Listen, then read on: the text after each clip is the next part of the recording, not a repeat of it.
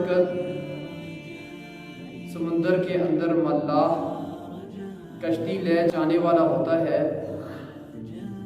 तो वो पहले कश्ती को चेक करता है कि कहीं उसके अंदर कोई फटन तो नहीं,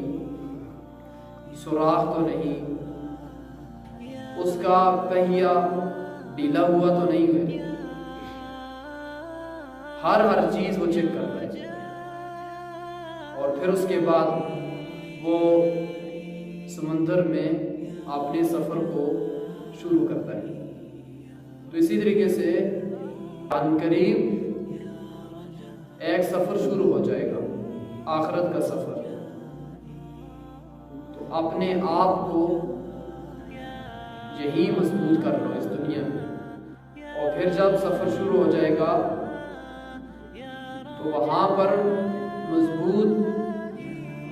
करना भी चाहो तो अपने आप को नहीं कर सकोगे, क्योंकि वहां पर हवाएं इतनी ज्यादा हैं, तूफान इतने ज्यादा होंगे, थपेड़े इतने ज्यादा होंगे, इतनी सख्त घाटियां होंगी, जहन्नम की घाटियां, कब्र की घाटियां,